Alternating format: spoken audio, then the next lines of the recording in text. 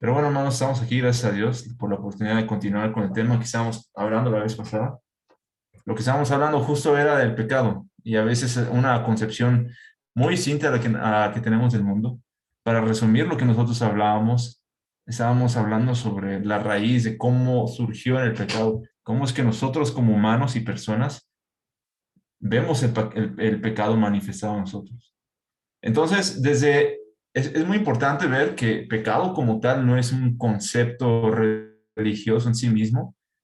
Sin embargo, Pablo cuando hablaba de pecado, hablaba con esa palabra literalmente para poder expresar cuando se tiene una meta y no se está cumpliendo, cuando se tiene un objetivo y no se llega a él.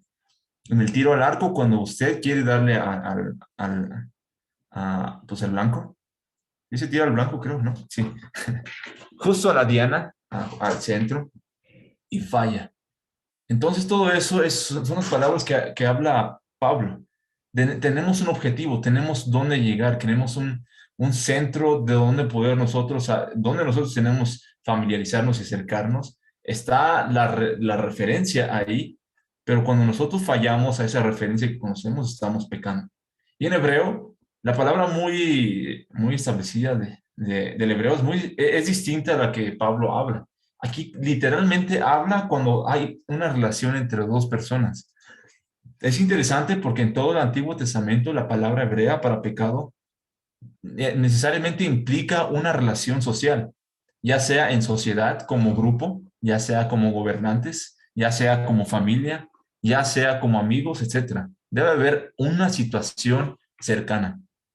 Y cuando se peca, o la palabra en hebreo para pecar, expresada en el contexto de esa relación, significa que estamos rebelándonos u ofendemos al otro lado, al otro partido de esta relación. Cuando yo estoy en una relación con amigos, por regular trato yo de que la relación sea recíproca, que exista amor, que exista amistad, que exista en general un refugio con esa persona, porque para eso queremos relacionarnos con la gente, ¿no? Para eso queremos amistad, para eso buscamos una pareja, para eso buscamos el refugio en nuestro hogar, para eso buscamos amigos, para eso buscamos también, tarde o temprano, a Dios. Entonces, todo eso es una relación y en hebreo la raíz expresa que usted está ofendiendo esa relación. Cuando usted peca contra su amigo, está ofendiéndolo. Es literalmente la palabra que habla. Cuando está usted en familia, hijos, padres, hermanos, no es solamente de uno a otro, es de padres a hijos también. Los padres también se pueden ofender. Los padres también pueden ofender y rebelarse en contra de lo que debería hacer con sus hijos, de desecharlos. ¿Ven cómo el pecado sí implica también a una cercanía? Es por eso, hermanos, justo la idea de que nosotros naturalmente somos pecaminosos no existe. Nosotros tenemos un objetivo, tenemos una mentalidad puesta en las cosas espirituales. Y una vez que nosotros tenemos conciencia de eso, no hay vuelta atrás de volver a ignorarlo. Si ya se nos ha predicado lo que es pecado y lo que no es, ya somos conscientes de lo que pasa. Y así como Adán, se nos fueron abiertos los ojos al pecado. Entonces, 1 Juan capítulo 3 verso 4 es muy importante lo que nosotros comprendemos como pecado, porque eso es justo una metáfora que utiliza la Biblia en el Nuevo Testamento para referirse justo a la ley. La ley, los estatutos tal vez no son tan fáciles de identificar. Por ejemplo, no son tan literales a veces. En algunas ocasiones sí. Pero en algún momento, hermanos, sabemos que cometemos pecado cuando nos sabemos lo que es correcto, cuando lo que es espiritual, lo que nos acerca a la vida eterna y qué es lo que nos aleja. Y por eso Gálatas capítulo 6 versículo 8 también después de haber hablado de los frutos del espíritu, también habla sobre los vicios de la carne. Sí, también se puede invertir para los frutos de la carne. Así como dicen 8, el que siembra para la carne no segará frutos espirituales, segará corrupción. En el momento, hermanos, que nosotros sabemos lo que tenemos que hacer, estamos conscientes de las cosas espirituales y utilizamos nuestros recursos, nuestro tiempo, nuestra disponibilidad para poder hacer el pecado, hermanos, ya nos estamos entonces más que corrompiéndonos, más que pues sí, descomponiéndonos, se nos va enfriando un aspecto de nosotros y es muy difícil volver allá. Vea esta manzana que está aquí. Difícilmente se puede observar cuándo, en qué punto comienza la descomposición, porque no es tan sencillo. Vemos los dos extremos de la izquierda y derecha, lo vemos que es literalmente obvio. ¿Sí? Uno está muy maduro y el otro está totalmente descompuesto. El otro está fresco y comestible y el otro yo no me acercaría para nada. Probablemente eso sea algo así lo que me dio infección en el estómago. Peligroso. Aún así, hermanos. ¿Hasta qué punto sabemos que estamos corrompiéndonos y hasta qué punto sabemos?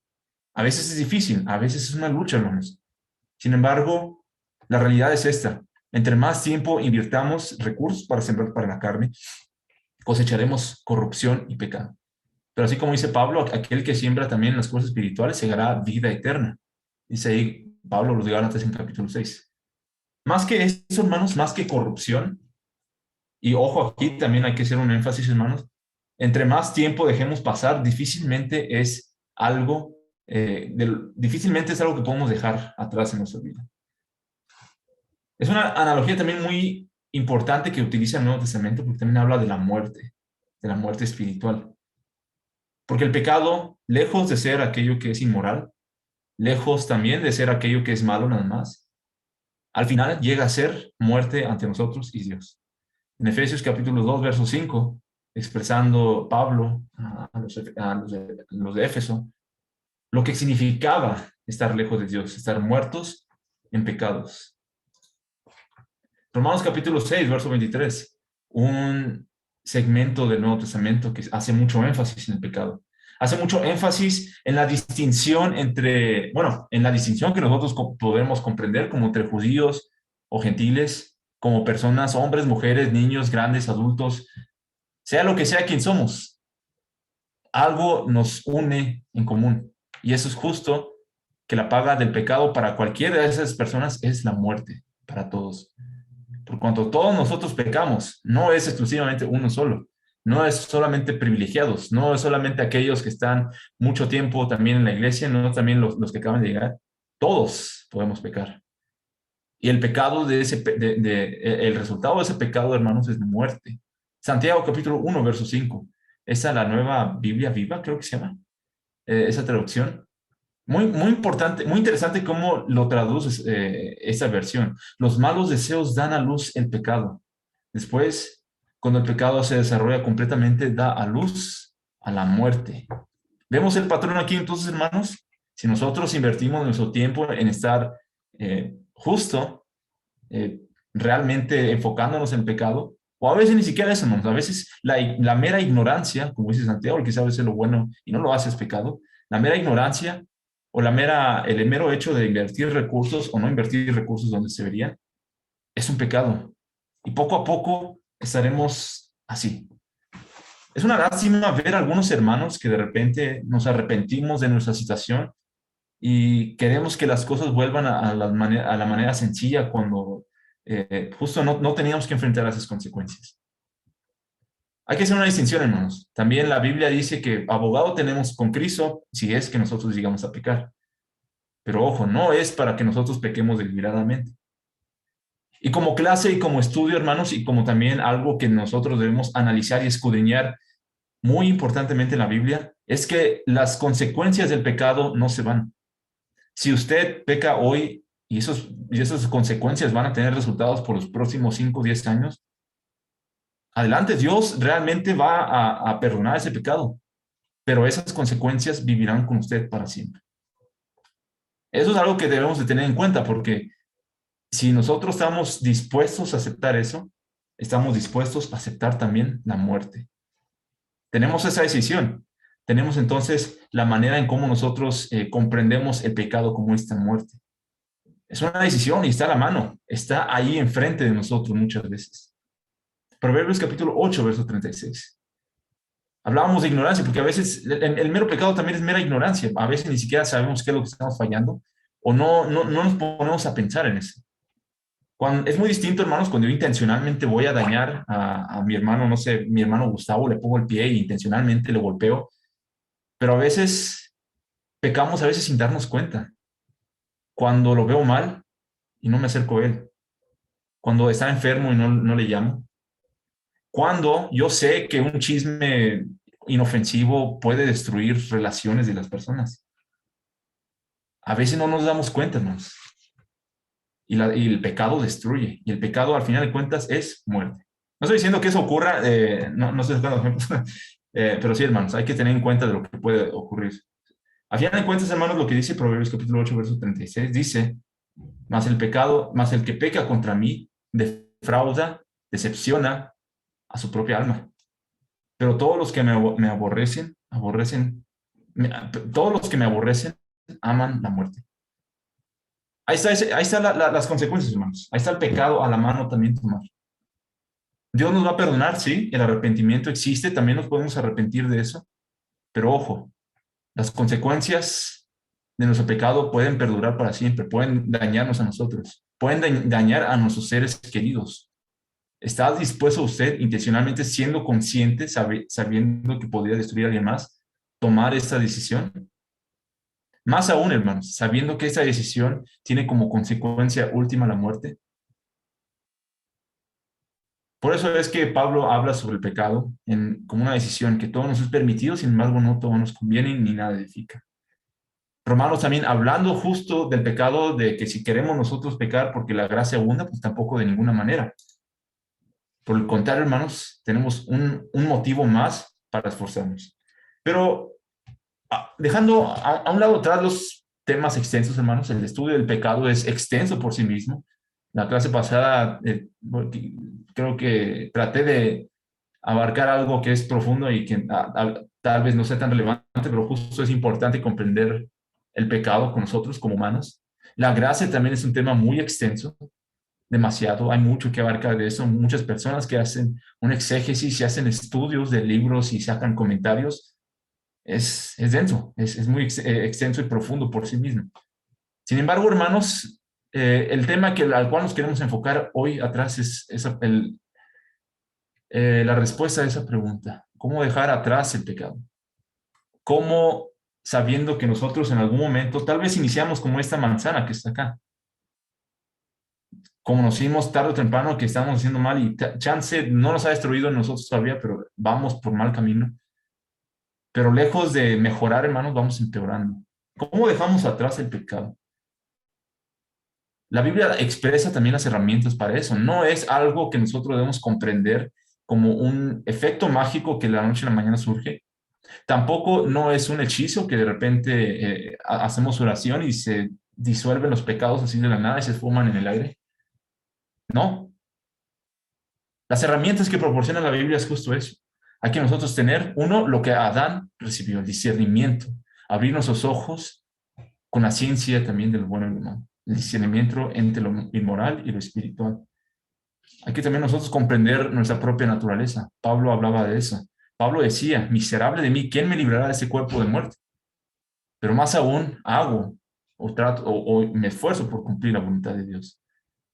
Y justo también, hermanos, aquí hay un tema delicado para algunos de nosotros porque cuando ya involucra algo que nos gusta, algo que vemos bueno por nuestro lado, no lo queremos tocar. Cuando nuestros deseos tienen conflicto con nuestra vida espiritual. Y a final de cuentas, hermanos, es eso. La Biblia nos da esas tres herramientas para nosotros comprender cómo es que nosotros debemos dejar atrás el pecado. Buscando la plenitud es buscar la vida eterna, buscar las decisiones que se van a quedar con nosotros, pero no con consecuencias malas, sino con una paz. ¿No le ha pasado que algún momento se ha sentido bien de algo bueno que ha hecho? Eso es paz. Pero ¿no le ha pasado que a veces vive con remordimiento, con arrepentimiento de algo y no podemos estar tan tranquilos en nuestra vida? Es justo eso. Nosotros debemos enfocar hacia dónde queremos construir nuestra vida. Si a las cosas efímeras y materiales o si a las cosas eternas y espirituales.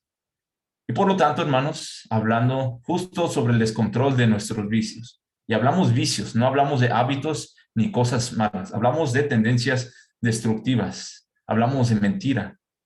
¿Para qué meter el comentario yo? Pablo habla de eso en Gálatas. aquel que es fruto de la carne, aquellas cosas que son corrupción, iras, contiendas, hechicerías, disensiones, mentiras. Todo eso es un deseo desenfrenado de hacer cosas que por deseo queremos hacer. Hay gente que a veces le da ansiedad de no tener esa satisfacción de hacer esas cosas o de esos vicios. Y a veces es justo por eso lo difícil dejar.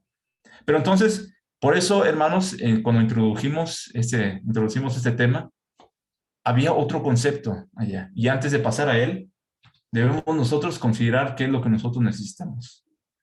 Evaluemos nuestra situación, evaluemos en dónde estamos y evaluemos a dónde queremos llegar. Es lo similar cuando alguien está en necesidad y justo no se le puede dar cualquier cosa. Un ejemplo acá, en el lado izquierdo hay personas que inmediatamente se ve la necesidad de algo. Se ve, si usted los ve así en persona, sabría que necesitan algo. Si usted ve hasta arriba, ve a alguien trabajando en el calor, con sudor y todo, casi deshidratado, pues yo no le daría un suéter y una chamarra para que se ponga, para que se caliente más. Le daría algo que se refresque, le daría agua, le daría también un ventilador, si es que puedo encontrar, o un aire acondicionado. Le daría un lugar donde se pueda refrescar un poco, ¿no? Contrario, hermano, no le daría una bufanda, no le daría un gorro para calentar sus orejas y su cabeza, no le daría un suéter ni una chamarra. Entonces, vemos que a veces hay cosas que sabemos que necesitamos y depende de la situación de cada quien. En el segundo, vemos a alguien enfermo, vemos a alguien que literalmente está enfermo.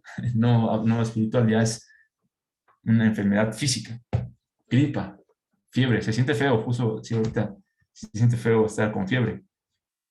Cuando usted ve a alguien así débil, ¿qué le dice? ¿Qué le da? Pastillas, le da atención médica, le da una inyección, le da suero, le da un caldo de pollo, cosas así.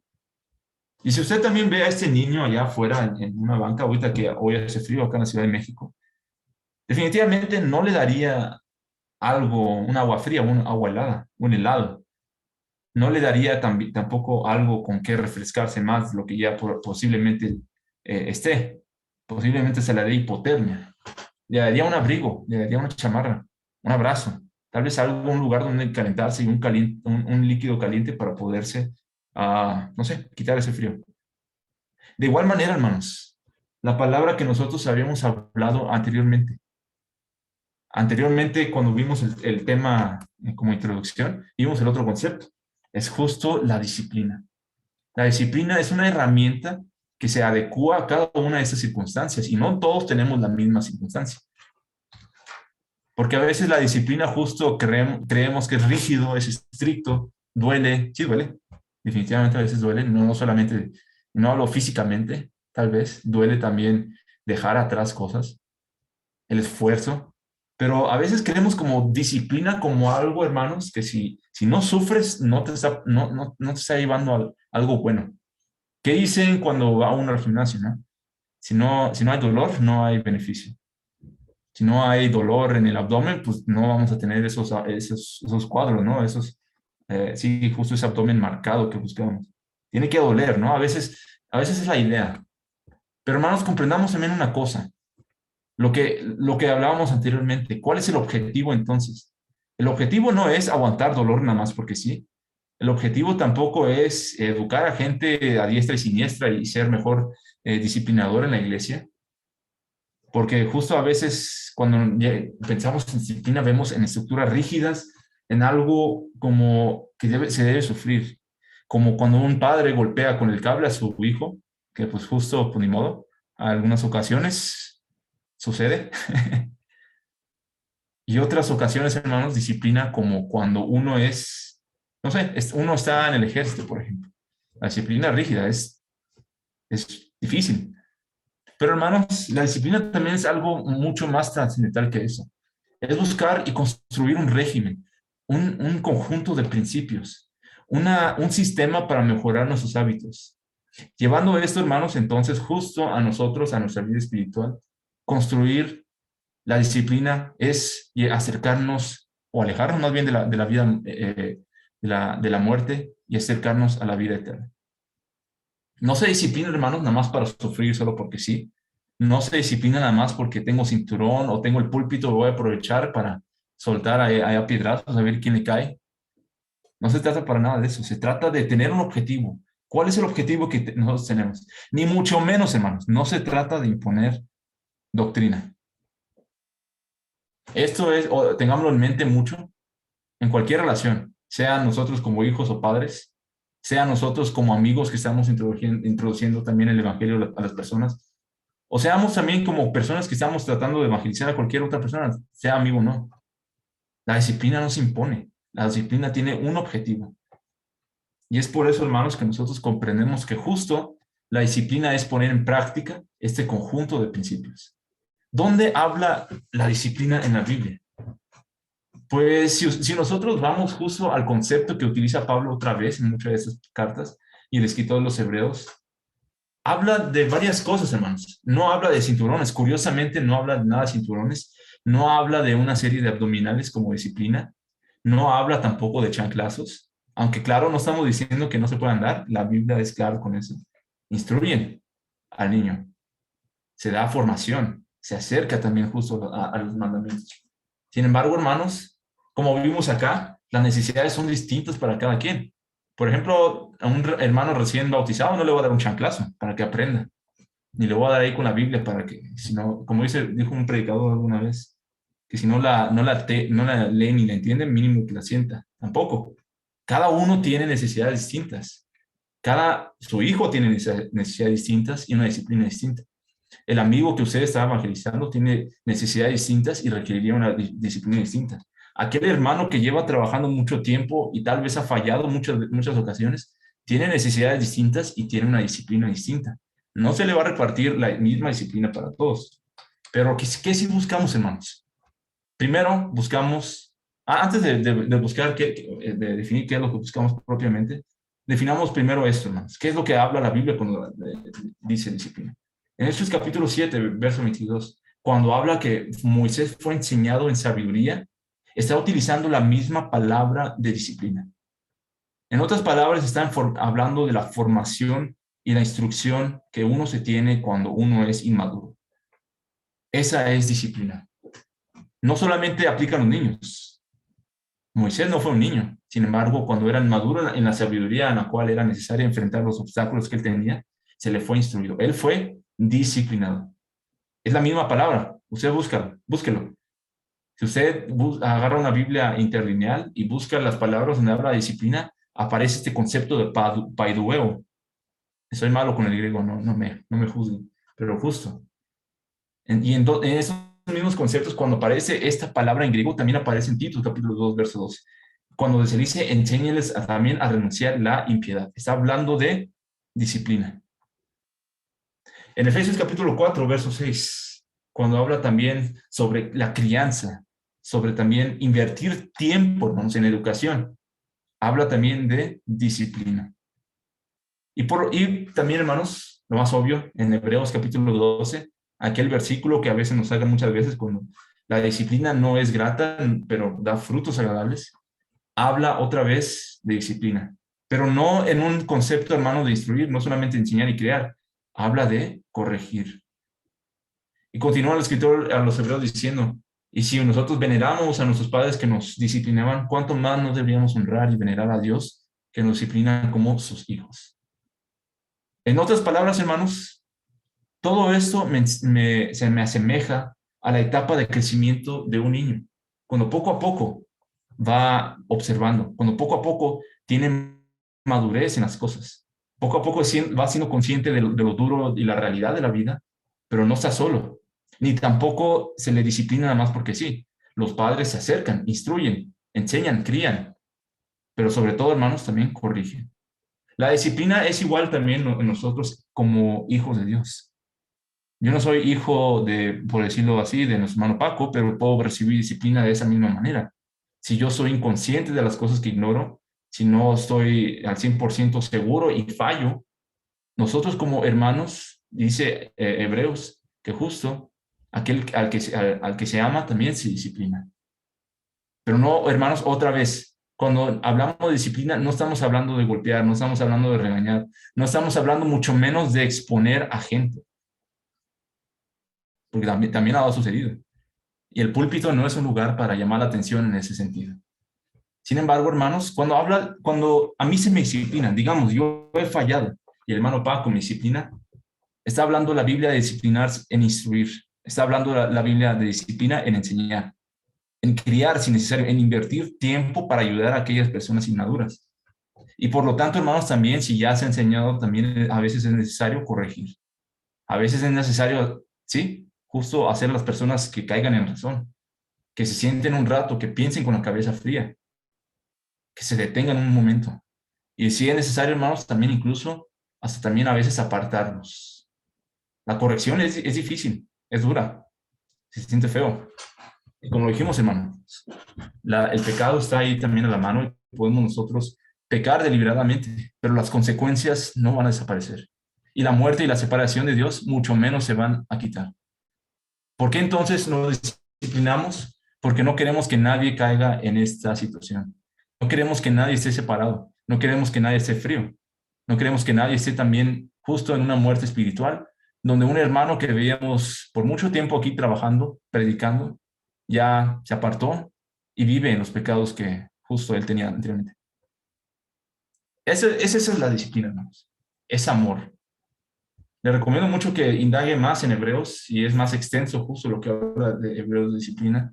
Ahorita por cuestión de tiempo nada más vamos a dejar hasta ahí sobre qué es corrección. Pero el amor es obvio. El amor es algo que realmente nos manifiesta que nos importa algo. Yo no me tomaría el tiempo para educar a alguien que no es nada mío. Yo no me tomaría el tiempo para ver y enseñarle de tomar de mi tiempo, que no va a regresar, hermanos. El tiempo no se regresa. Los recursos que se invierten de alguna manera se van hacia otro lugar. Y si no nos importa eso, entonces ¿hacia dónde nos fue nuestro tiempo? Cuando alguien invierte su tiempo en nosotros, es porque les importamos, es porque nos aman, es porque nos quieren instruir, nos quieren enseñar, nos quieren criar y nos quieren corregir.